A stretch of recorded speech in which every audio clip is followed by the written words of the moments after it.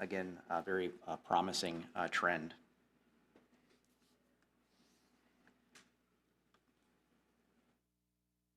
Just over 104,000 individuals in Tippecanoe County have been tested for COVID-19, 1,100 of them in the last 7 days.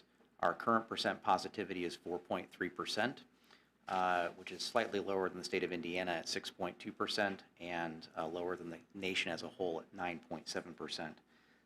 This slide shows our trend in percent positivity dating back to early June. As you can see, our percent positivity has decreased dramatically from where it was just about a month ago when it peaked at about 15.3%. It's now down to 4.3%. So another promising trend that we're monitoring very closely. This slide shows our combined local hospital data for COVID-19. This is combined data from both of our local hospitals showing the number of patients in the hospital with COVID-19. That's the top line. Most recent peak for the last week at 29 patients. The middle line is the number in intensive care. That's actually 8. Sorry, the numbers ran together a little bit there. And the bottom line is the number of patients on ventilators, and that's at 6. So a nice decrease in hospitalization rate related to COVID-19. And we see a similar trend in our emergency department visits for respiratory illnesses. That number has dropped to 116 for the past week. This is for both of our local hospitals combined. So we're seeing a nice decrease in this also.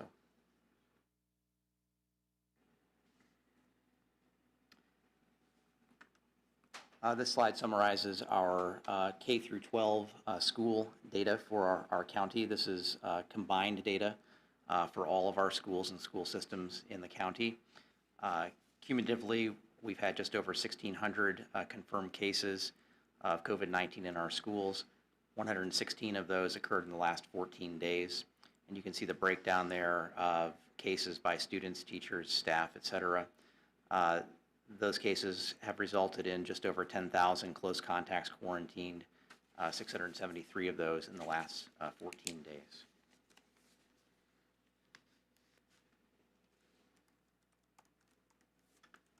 And this slide provides an update on our vaccine status here in Tippecanoe County. As of today, the total number of Tippecanoe County residents that have been vaccinated with the first dose of the COVID-19 vaccine is 16,404. Of those, 5,436 have received their second dose and are considered to be fully vaccinated. Currently, we are vaccinating 3 groups of individuals: healthcare workers and public safety personnel, long-term care facility residents and staff, and people ages 65 and older.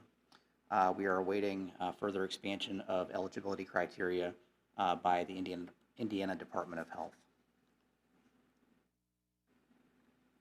The Tippecanoe County Health Department COVID-19 vaccine clinic is located on Maple Point Drive in Lafayette. We provide the Moderna vaccine, which is a 2-dose vaccine given 28 days apart. Our hours are listed on the screen.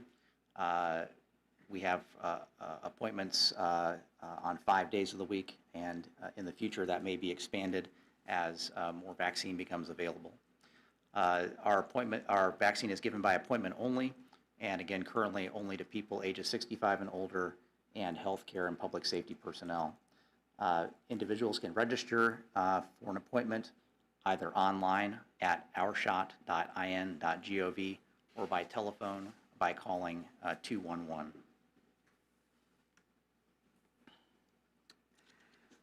As our data shows, we continue to see favorable trends in new cases, percent positivity, emergency department visits, and hospitalizations. We are hopeful that these trends continue, but it is unknown if they will, especially with the spread of new variant coronavirus strains. We need to remain cautious and vigilant to prevent our community from backsliding. Continue wearing your face coverings, social distancing, washing your hands, avoiding crowds, and staying home when you're sick. Get vaccinated when it's your turn. Let's keep moving in the right direction. Despite the encouraging trends, it is important to recognize that the rising number of deaths due to COVID-19 is a somber reminder of one of the tragic results of this pandemic. 184 citizens of our county have lost their lives to COVID-19. To save lives, we need to continue preventive measures, even though we may be tired of these measures.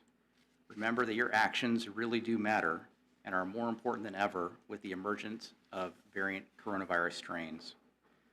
Wear your masks and social distance for your family, friends, neighbors, co-workers, and classmates. Today, Tippecanoe County remains yellow for the third consecutive week on the Indiana Department of Health COVID-19 dashboard. If we are yellow next Wednesday, the 1 a.m. curfew for restaurants and bars and limitations on bar top seating will be lifted. As always, the Health Department will continue to monitor local COVID-19 data closely and make further adjustments if needed. We are very fortunate to have 2 safe and effective COVID-19 vaccines, with additional vaccines likely coming soon. These vaccines are one of our most important tools to defeat COVID-19, so please get vaccinated when it's your turn.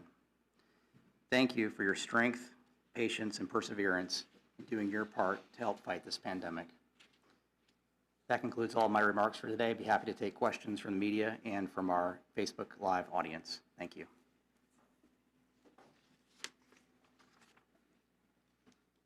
Emily DeLetter at the Journal and Courier. Do you have any current demographics on the people eligible who have received vaccines, and what are you doing to kind of reach out to the more marginalized populations that are eligible but may be hesitant or not aware that they are eligible to receive a vaccine? Sure. First, to answer the second part of your question, we are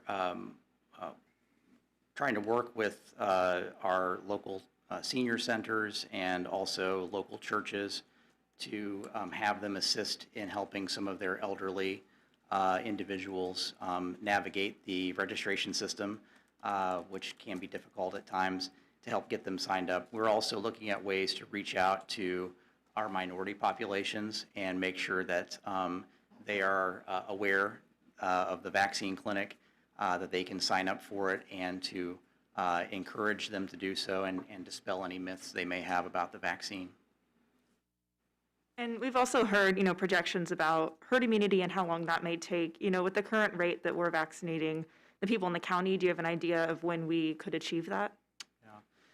So depending on the source you look at, herd immunity would occur anywhere between 60 and 90% of the population being vaccinated. A lot of experts use the figure of 70%. So, as you can see from the number of individuals that have been vaccinated in our county, our residents, 5,436 have received their second dose, so they are fully vaccinated.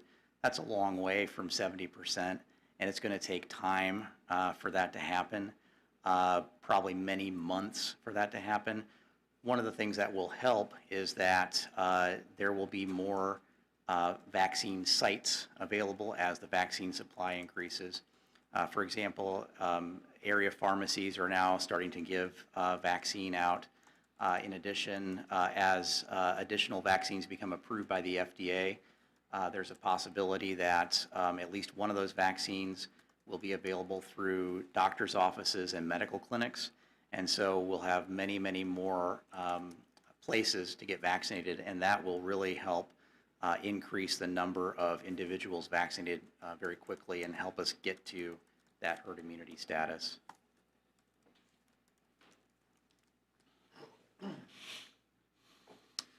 So it looks like as of yesterday, the Indiana Health Department reported 12 cases of the UK variant here in the state, and the state health department doesn't report those cases until they exceed 5 in a county. I'm wondering if there's any concerns with that, especially given what we know about how contagious this is. And, would you like to be able to report those out at a kind of a lower level? And I should note, from looking around, it looks like other states do report out at lower levels within individual counties. Sure. Yeah, so the State Department of Health has that same 5-case rule for any communicable disease, and they do that to protect the confidentiality of individuals who may have that. certainly, the more information we have, the better we can modify our plans locally and make changes if we need to. The current thinking about the variant strains, the UK strain is one of them, is that this strain will likely be the predominant strain in the U.S. by March. And so I think it's probably reasonable to assume that we may already have it here, and maybe it's been here for a while, we didn't know it. If it's not here, then we'll certainly be seeing it. It is more contagious than the other original strain of coronavirus, but it does not appear to be more deadly. It does not appear to make people more sick. And it looks like the current COVID-19 vaccines will be effective against that strain. So we'll be watching that very closely. Yeah, I'm kind of wondering if there's any frustration, especially because it seems like we're potentially going to see these other variants as well, and to some degree might be starting from ground zero every single time a new variant comes in terms of letting people know and kind of waiting until we hit that 5 before things can be reported out. You know, I saw a great quote from the director of the CDC who said that basically the smartest thing to do right now is to assume that the COVID-19 cases that you're seeing could very well be the variant, because the surveillance systems they have nationally aren't able to test every single person's viral sequence. And so their advice was to act as if the variant is here and that is already occurring. Yeah. We're seeing a couple of different bills move through the legislature aimed at limiting local health officials' ability to create health orders. What's your reaction to these efforts to limit local health departments' authority? So first, I think the timing is a bit surprising since we're in the middle of a pandemic, which is a time when health departments need to often act quickly and in a timely manner to help contain disease spread.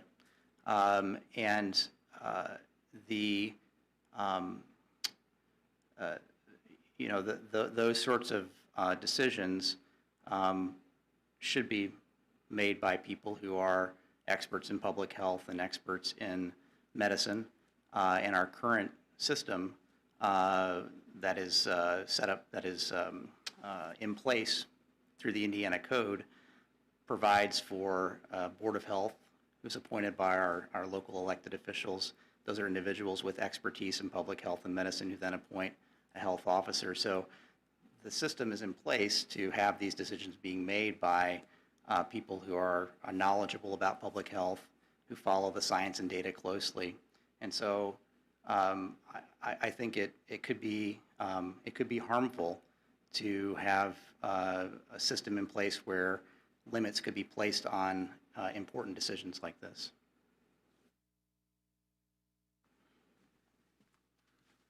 Hi, Joe DeHonick with the Purdue Exponent.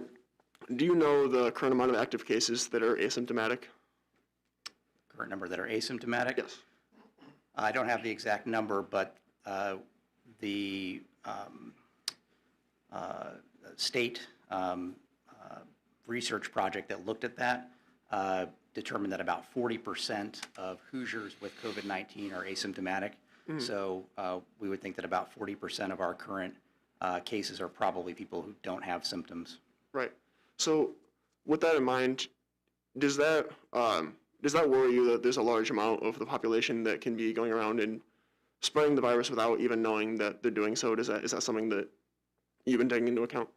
Sure. Yeah, that's something that we've been worried about since they discovered that asymptomatic transmission was possible with COVID-19, and that discovery was made last spring. And that's why all of the preventive measures that we talk about, wearing the masks, social distancing, washing your hands, avoiding crowds, staying home when you're sick, all of those things are so important because of that fact that people could be carrying this virus and not even know it, and unknowingly spreading it to other people. So we need to take these precautions to help reduce the spread of the disease. So you said we have a 4.3 positivity rate. If testing is voluntary, so you feel sick or you feel like you've been exposed, you go in for a test. With that in mind, is it safe to extrapolate those numbers and say that 4.3% of the community has the virus, or should that be interpreted differently? That would be interpreted differently. Yeah, Okay. yeah. That is really just the number of, or the percentage of tests that come back positive. So it's not an indication of the incidence or prevalence of the disease in the population. Is there a way that you're able to use that to, I guess, make an estimation on what percentage of the actual population is infected? The same research study that I referenced earlier with the 40% asymptomatic rate, that same research study, I believe, determined that at that time the prevalence of COVID-19 in Indiana was somewhere in the 2%, 2.8% range of the population. Okay, right. As 4 out of our 5 metrics that we're looking at continue to trend down, our cases, our positivity, why is it that the death count increases and continues to increase while the rest of those are trending downward?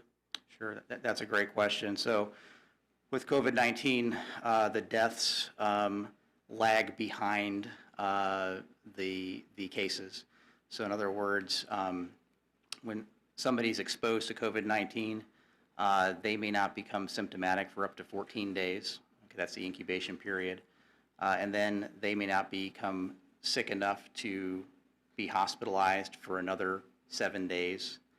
And then once they're hospitalized, they may remain hospitalized for 1 to 2 weeks before they pass. So there can be a lag in the deaths compared to the cases. So the individuals that are unfortunately dying now from COVID-19 probably were exposed 3, 4, 5 weeks ago to the virus. Right. So you're saying that that downward trend will follow later on after the first few start to trend down. Am I getting that correct? We hope. Right, okay, okay. And then one more, do you know the current capacity of the Greater Lafayette ICU or what their available capacity is? Oh, the current capacity? Yeah. Dr. Bean would know IU, Arnett's capacity. Yeah, so this morning, though we've had a reprieve in our COVID numbers as we've all been reviewing, we actually have a pretty full ICU this morning, so we kind of feel like we're back to normal with the season of typical illnesses showing up, but also with still some COVID patients. So our ICU this morning was full.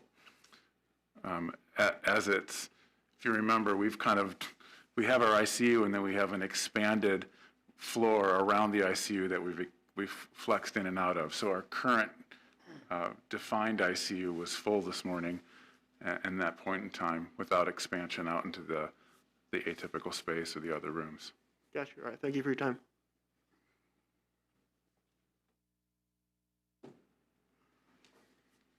So there's been a lot of talk about this recently. And as it stands currently, the governor and the state health commissioner are refusing to add teachers and educators, to the current eligibility list. Given the fact that the schools in Tippecanoe County have been mostly in session since August, unlike some other schools around the state, some have been virtual. Do you agree that that's the right call? And, do you feel like teachers should be added to the priority list instead of age? That's an excellent question. I think the state thus far has gone with the age criteria because they're looking at the segment of the population that's most likely to be hospitalized and most likely to die from COVID-19 and trying to protect them first. There are many different types of essential workers who should be vaccinated and should be vaccinated as soon as possible. We just need to wait for the state to give us the go-ahead and to define who that next group of people are going to be. Sure. And, with the NCAA tournament coming up on us, this is kind of a question more for local leaders, but, what are the cities and the county doing to prepare for the possibility and the influx of people and, tourism to this area? Well, one of the great things about having spent so much time dealing as a society dealing with COVID A lot of people have a really strong understanding of the rules of engagement, the rules of distancing, the rules of masks, et cetera, et cetera. So for us, it really doesn't present any new challenges. It's just a matter of making sure that we're on top of the ones that are existing. Nobody wants to get sick. Businesses don't want to go backwards. You know, we're moving forward progressively, trying to figure out what systems are going to work so that we can keep the economy thriving, as well as keeping safe. The same metrics are going to be used when we're talking about the NCAA tournament. You know, are we going to be able to prevent private parties and private residents with, you know, more than there should be? Probably not. But the hope would be, with the information that has been presented, with the level of awareness of the severity of the disease, with the level of awareness how easily it can be transferred, and then the repercussions should you get exposed. You know, there's a lot of strong encouragement to not play the fool and do things wrong. The hope is that people just abide. As a city, we still have the same restrictions in place that Dr. Adler has supported. We're obviously going to make sure that we've got the appropriate people keeping an eye on things.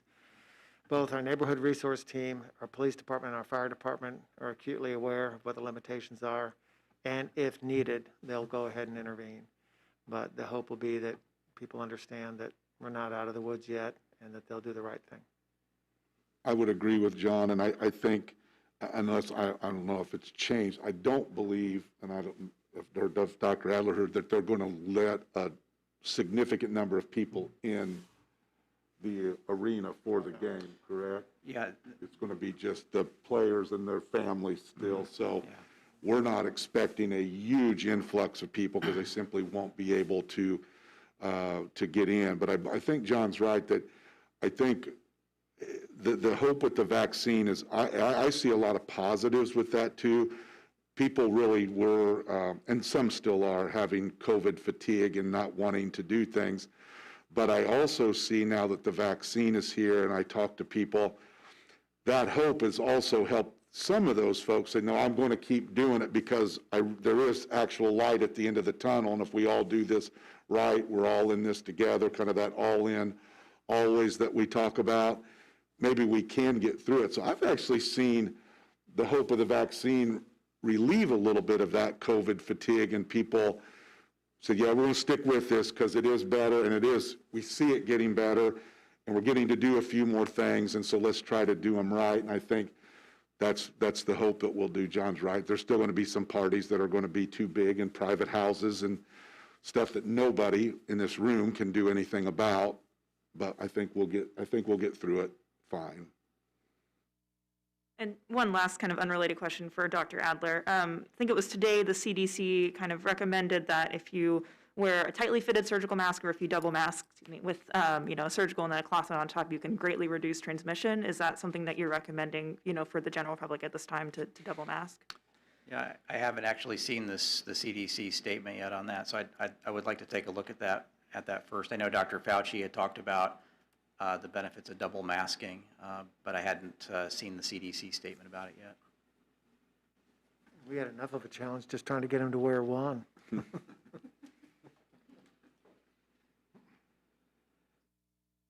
Question from Facebook Live. Have we seen that the flu has hit this area yet? I think it's,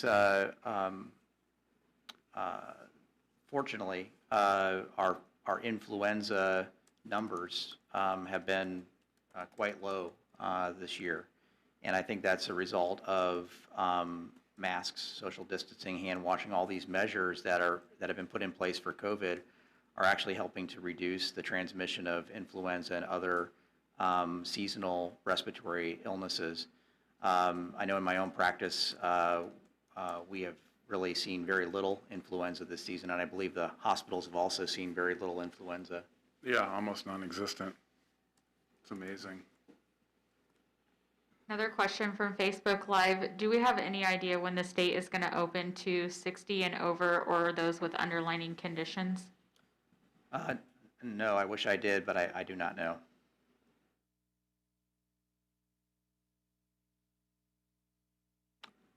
Okay, I believe that's all the questions for today. So we will, oh, I'm sorry, did you have a question, sir? No, okay, okay. Okay. Class is not yet dismissed. Stay seated till we're done.